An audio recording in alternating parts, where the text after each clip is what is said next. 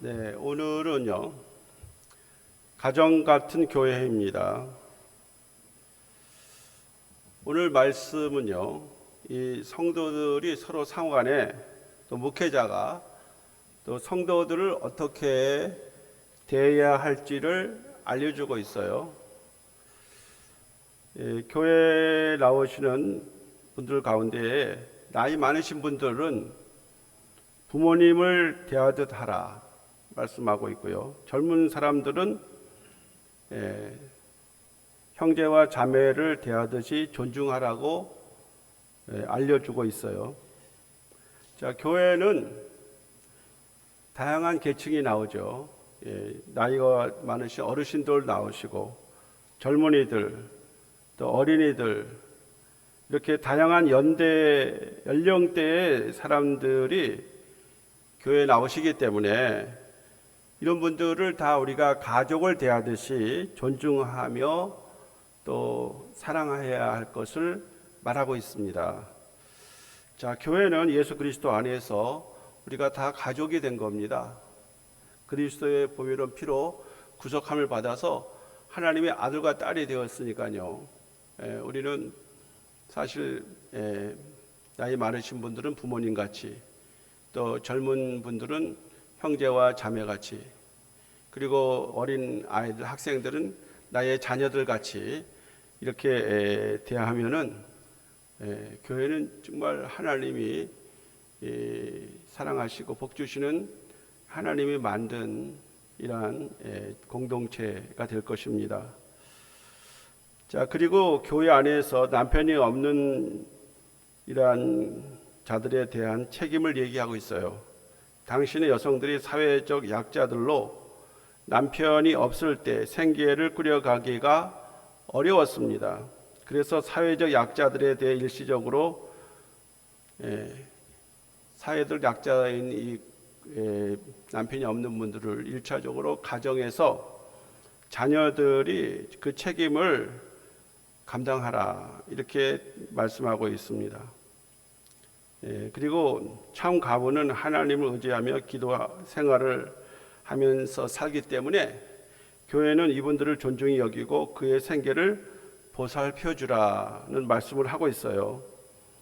자, 우리 교회도 서로 존중하며 사랑하며 약자들에 대한 돌봄으로 책임을 지는 이런 관계를 잘 형성해 갈 수 있기를 소망합니다. 자, 그래서 이러한 그 교회 각계 각층 남녀노소 할 것 없이 다 교회에 나오기 때문에 오늘 이 목회 서신을 사도 바울이 디모데에게 보내면서 이 교회는 가정 같아야 된다라는 말씀으로 오늘 이 말씀을 우리가 살펴보면 바로 우리 모두에게 하신 하나님의 음성으로 들을 수가 있습니다. 첫 번째는 노예는 부모님이시라는 거예요. 교회에 나오신 나이 드신 어르신들은 부모님같이 여기라는 겁니다. 그래서 본문에 늙은이라는 말은 단순히 연장자라는 뜻을 가리키고 있어요. 자, 우리 구약의 성경에 보면은 이 연장자인 나이 많으신 분들에 대한 대우를 이렇게 하라고 말하고 있어요. 레위기 19장 32절에 너는 센 머리 앞에서 일어서고 노인의 얼굴을 공경하며 내 하나님을 경외하라. 나는 여호와이니라. 머리가 센 사람은 누굽니까? 머리가 새해서 하얗게 된 이런 분들을 말하죠. 연세가 상당히 드신 분들이고 또 노인의 얼굴을 공경하라. 자, 이것이 여호와 하나님이 명령하신 겁니다. 또 여기 보면 늙은 여자에 대해서 나오죠. 늙은 여자들은 그것이 뭐 직책은 아니고 단순히 나이가 많은 연장자인 여성들을 말하는 거예요. 자, 사도 바울도요, 로마서 16장 13절에서 루포와 그의 어머니에게 문하라. 그의 어머니는 곧 내 어머니니라고 말했어요. 자, 루포의 어머니가 누굽니까? 구레네 시몬의 아내예요. 예수님의 십자가를 골고다 언덕까지 대신 지고 갔던 구레네 시몬, 구레네 시몬의 아들들이 루포와 알렉산더인데 여기 루포만 말하고 있는데 루포의 어머니는 곧 구레네 시몬의 아내입니다. 그 구레네 시몬의 아내를 사도 바울은 내 어머니라, 이렇게 성도 안에서, 그리스도 안에서 어머니와 같이 우리가 문안해야 된다는 말을 하고 있어요. 자, 이와 같이 어른의 연로하신 어른들에 대해서는 그 아버지를 대하듯이 또 어머니를 대하듯이 존경하라는 겁니다. 자, 그러면서 1절에서 여기 말씀하는 대로 늙은이를 꾸짖지 말고 이렇게 말하고 있어요. 자, 늙은이를 꾸짖어서는 안 되겠죠.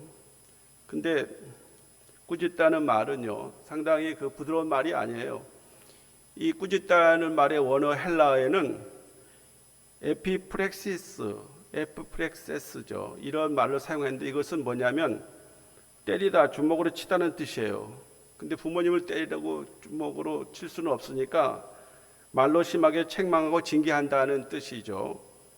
그래서 연장자들이 잘못하거나 실수할 때에 거칠지 않는 부드럽고 겸손한 태도로 잘못을 시정해 나가야 한다는 겁니다. 이렇게 어르신들을 막 젊은 분들이 야단치고 큰소리치고 이렇게 하면 안 된다는 거예요. 부드럽고 또 아주 겸손한 태도로서 좀 이렇게 잘못을 좀 고쳤으면 좋겠다는 식으로 완곡한 표현을 하라는 거죠. 자, 본문에서 이 단어가 가정법이에요. 가정법. 또 부정 과거 시제이기 때문에 디모데가 아직 이런 일을 하지 않았음을 알 수가 있어요. 이건 뭐 가정법이니까 그렇게 한 적이 있다. 너가 한 것이 아니라 다른 사람들이 그렇게 한 것이 있을 텐데 그런 것들에 대해서 사도 바울은 디모데에게 늙은 분들에게는 아버지 대하듯 하고 거친 책망이 아니라 부드러운 권면으로 대할 것을 가르치고 있는 거예요. 자, 교회는 일부 한정된 계층만 나오는 것이 아닙니다. 그렇지 않습니까? 나이 드신 어르신들만 나오는 게 아니고 젊은이도 나오고 어린이들도 나오고 하여튼 이게 좀 각양각색 남녀노소할 것 없이 다 나오기 때문에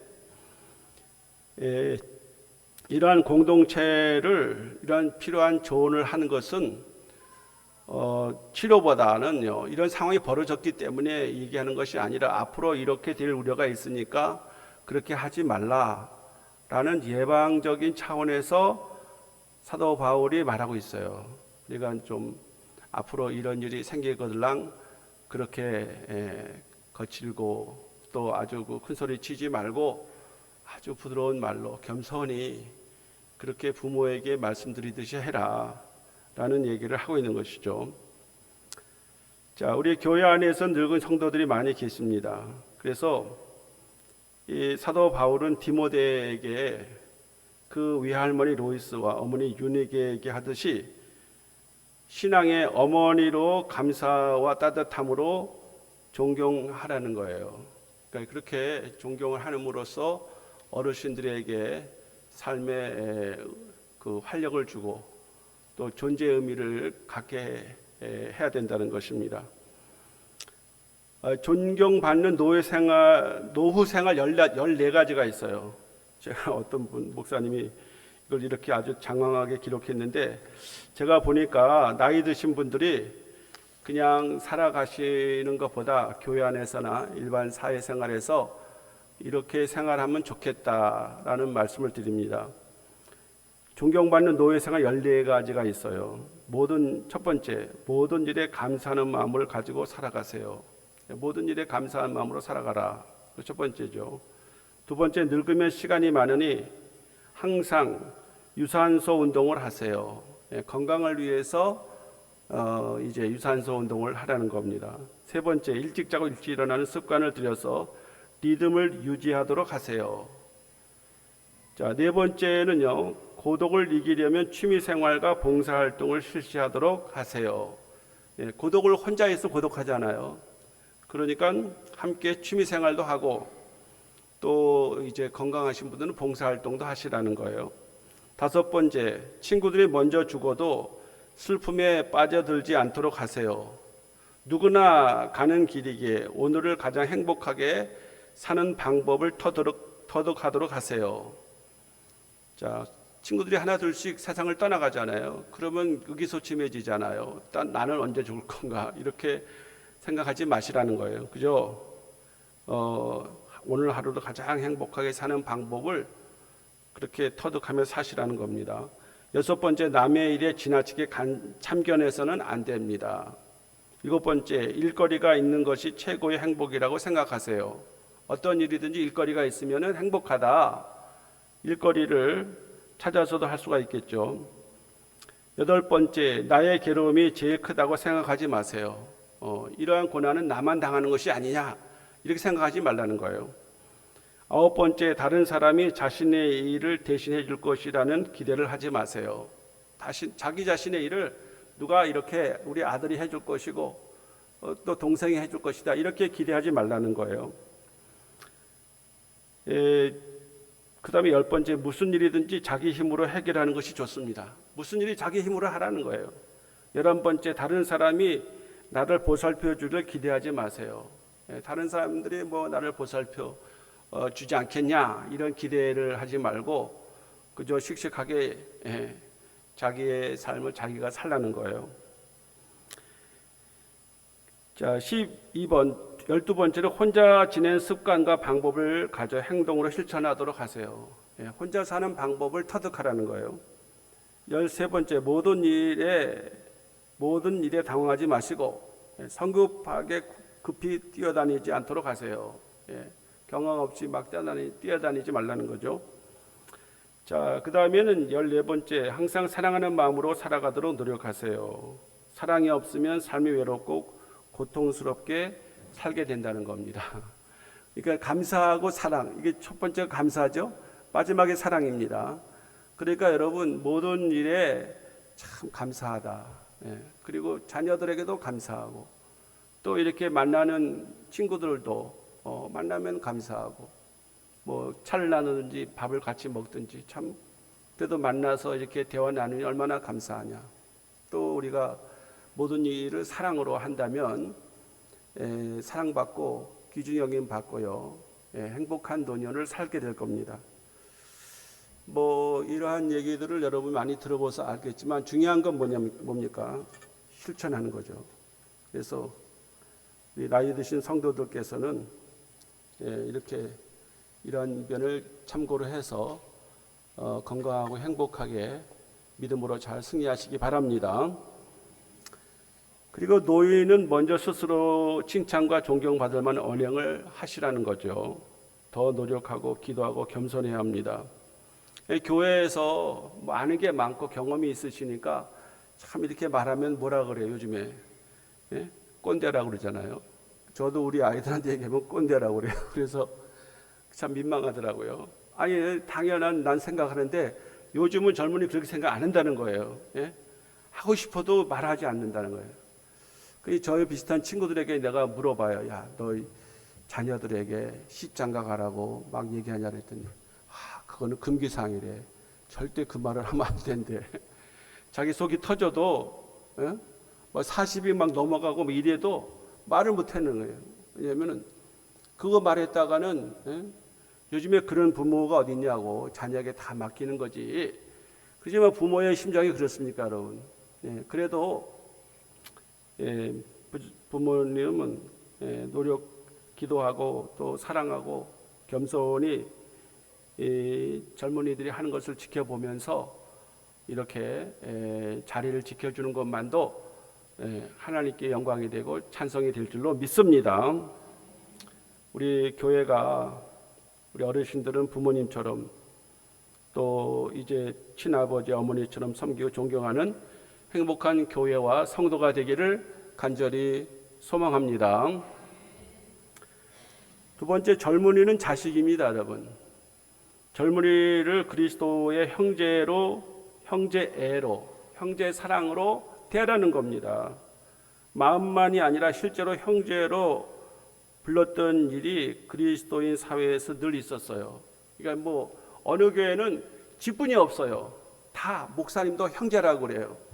예? 생소하대 처음에 가면 그 말 들으면 형제. 뭐 장로, 권사, 집사가 없어요. 남자면 형제고 여자면 뭐예요? 자매가 되는 거예요. 여러분이 그 뭐예요? 형제라는 건 뭐예요? 평등하다는 거 아니겠어요? 위도 없고 아래도 없는 거예요. 우리가 같이 예? 이 형제가 뭐 아델포스라는 헬라어 말인데 이것은 평등하다는 겁니다. 그래서 교회는 형제고 자매면은 똑같은 거예요. 그래서 발언권도 똑같이 있는 것이고 책임도 같이 지는 것이고 같이 수고하고 같이 봉사하는 거지. 예? 젊은이에게 뭐 일을 다 맡기고 나이 들어서 아무것도 안 하려고 그러면 누가 사랑받고 존경을 받겠습니까? 자, 그래서 우리는요 다 형제 자매입니다.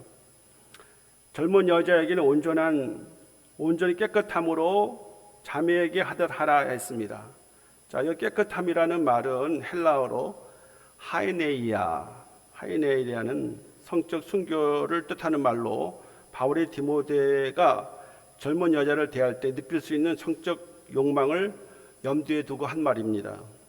단순히 성적인 순교일 뿐만 아니라 마음과 육체를 통틀어 아무 흠이 없는 상태를 나타낼 때의 포괄적인 말이 순결함, 하이네이아입니다. 하이네이아. 우리가 성도들이 교회 안에서 늘 성도들을 서로 사랑하고 존중히 여겨야 되는데, 제가 아는 그 박한 제자 그 방송교회 박 누구죠? 네? 박한수 목사님. 그 우리 교단 목사님인데 그분은 딱 선언했어요. 교회에서는 연애 허용하지 않는다. 그리고 남자 여자 별도로 만나서는 안 된다. 그게 딱 선포했어요. 우리 교회에서 연애하려면 어떻게 해?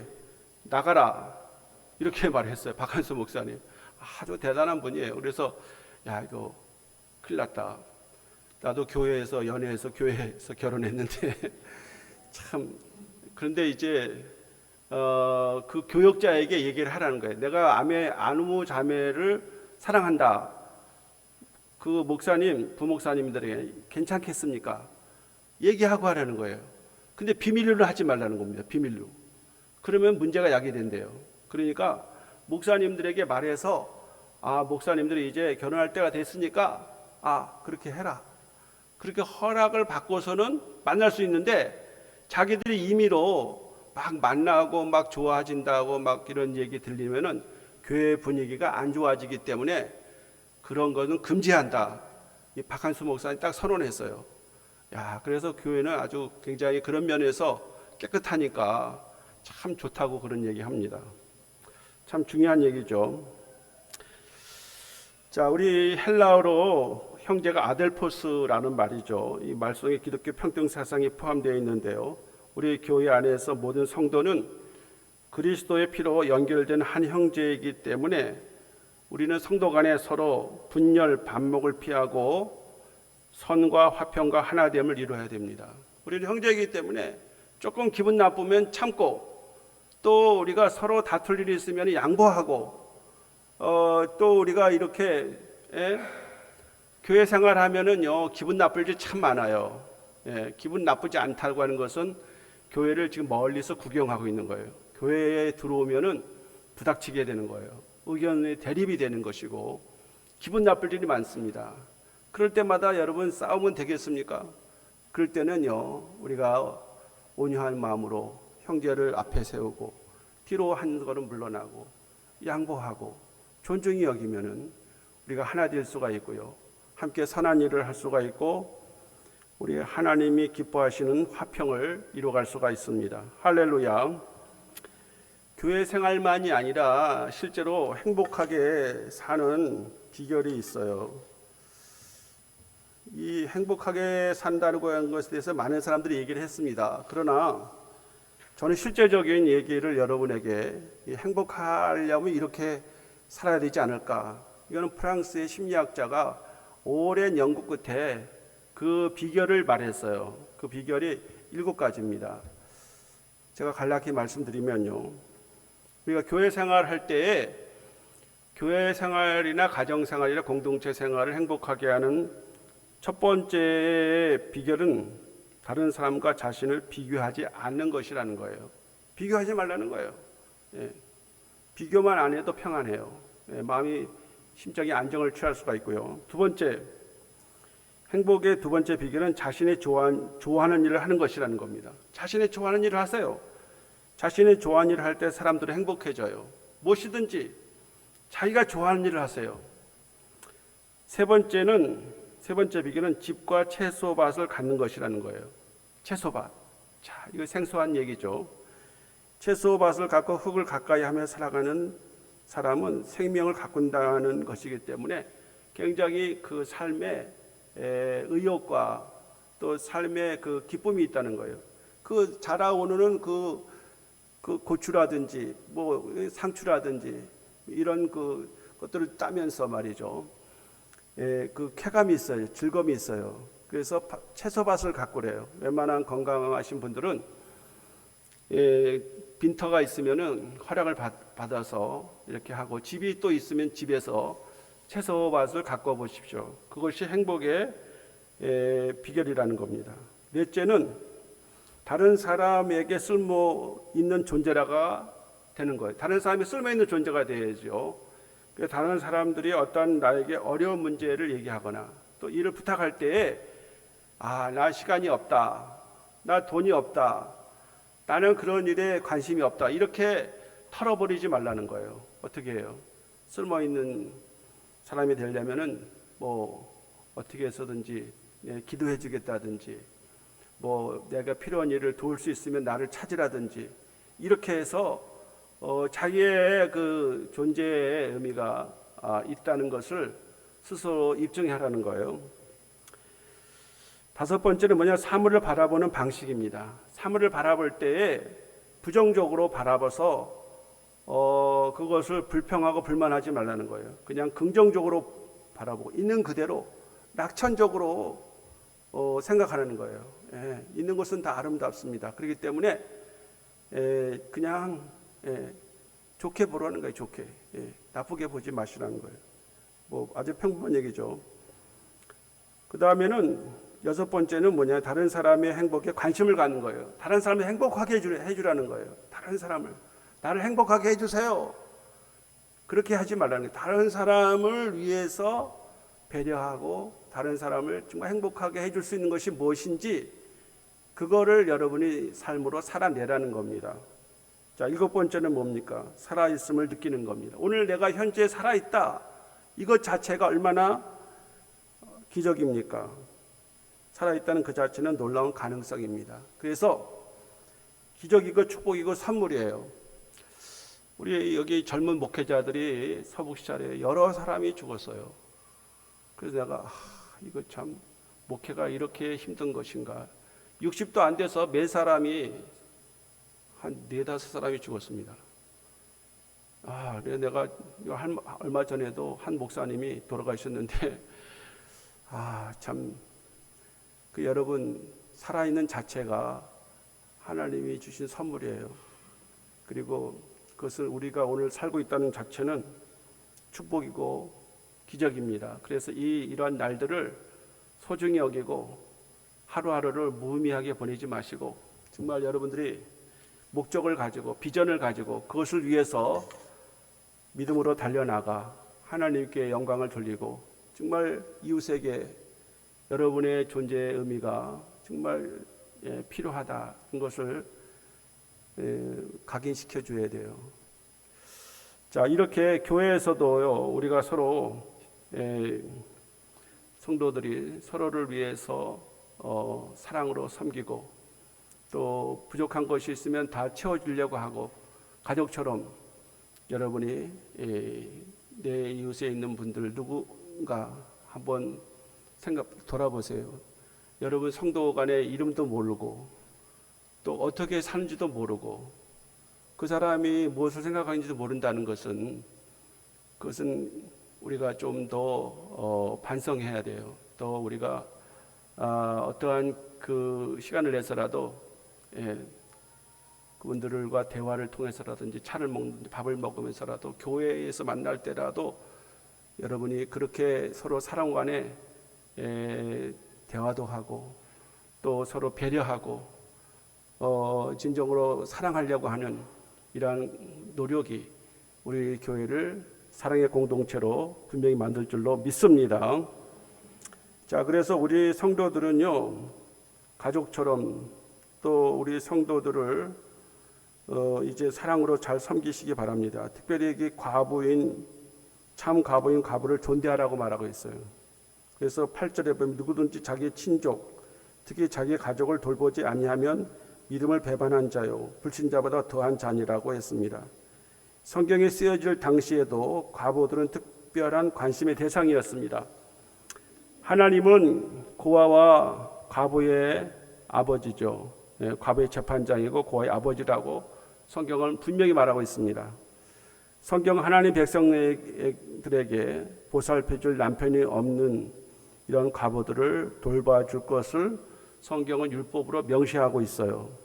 자, 그래서 출애굽기 22장 22절에 너는 과부나 고아를 해롭게 하지 말라. 아주 못 박아 얘기하고 있고요. 자, 그래서 교회는 도움이 필요한 어려운 교인들에게, 특별히 과부들에게 물질적인 도움을 베풀고 그들을 교회의 중요한 사역에, 우리의 그 구제 사역에 포함시켜야 합니다.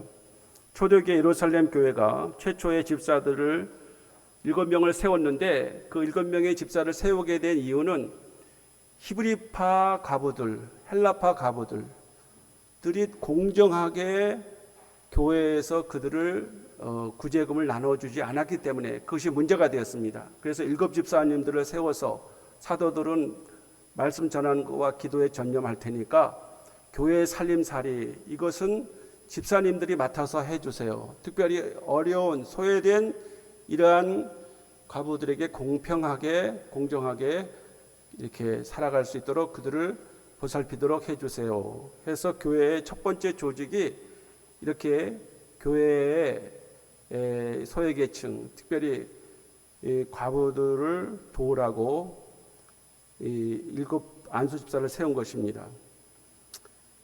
자, 그러면서 바울은 마땅히 가족들에게 그 돌아갈 과부에 대한 책임을 교회가 맡지 말라라고 말하고 있어요. 과부들 중 일부는 젊어서 재혼할 수 있기 때문에 젊은 과부들은 돕지 말라. 60세 미만의 과부들은 돕지 말라 이렇게 하고 있고요. 나이가 많은 과부들 중에 장성한 자녀들과 그들의 필요를 제공할 수 있는 다른 가족들을 돕고 있는 사람들이 있을 때는 그 자녀들이 그것을 효도할 수 있는 기회를 주라는 겁니다. 자, 이렇게 디모데에게 바울이 말하는 것은 이것이 중요한 사역인데 교회에 적절한 지침을 수립하도록 이러한 말씀들을 하게 된 거예요. 자, 성도는요, 먼저 자기 가족과 친족을 잘 섬겨야 합니다. 잘 믿는다고 하면서 자기 가족이나 집안 사람들을 돌보지 아니하면 믿음을 거부한 자이며 믿지 않는 자보다 더 악하다는 것입니다. 믿음은 행함과 결실을 요구합니다.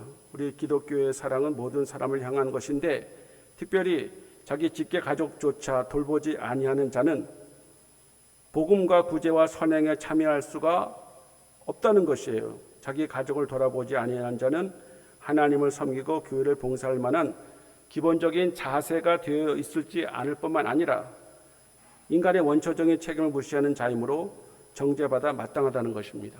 자, 교회에 친족들이 어려움을 당할 때, 특별히 가족, 부모님들이 어려움을 당할 때는 그 자녀손들이 그 부모님을 잘 효도해서 공경해 드리고 또 그 손이 부족할 때는 교회가 그 부족한 부분을 채워주라는 겁니다.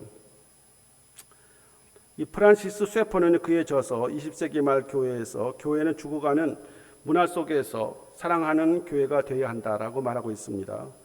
예수님은 너희가 서로 사랑하면 이로써 모든 사람이 너희가 내 제자인 줄 알리라고 말씀하셨습니다.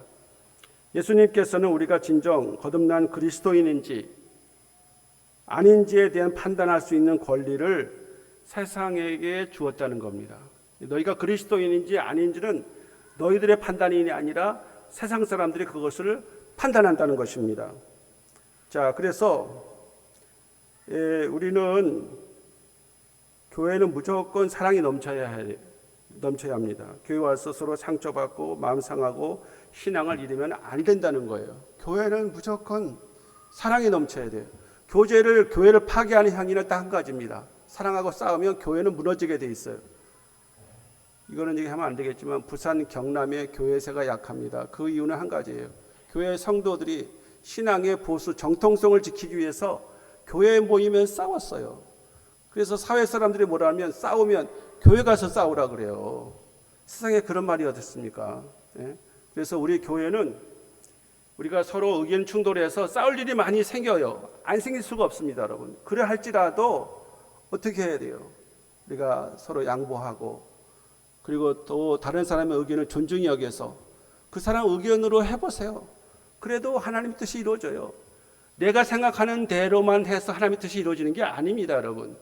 다른 사람이 생각하고 그들이 그 원하는 대로 해도 하나님은 기뻐하시고 영광을 받으셔요. 그렇기 때문에 우리는 할 수만 있으면 우리가 서로 의견을 존중히 여기고 그분들의 뜻이 이루어지도록 함께 기도하고 나가면 하나님이 이렇게 하나 되는 공동체, 사랑으로 하나 되는 공동체에 하나님이 함께 하시고 그러한 교회를 통해서 이 시대를 변화시키고 하나님이 우리를 통해서 역사하고 있다는 사실을 모든 사람들이 알게 될 것입니다.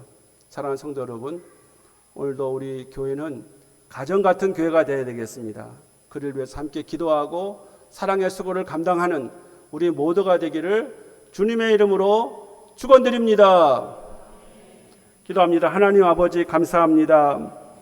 정말 우리 교회는 가정 같은 교회가 되어야 되겠습니다.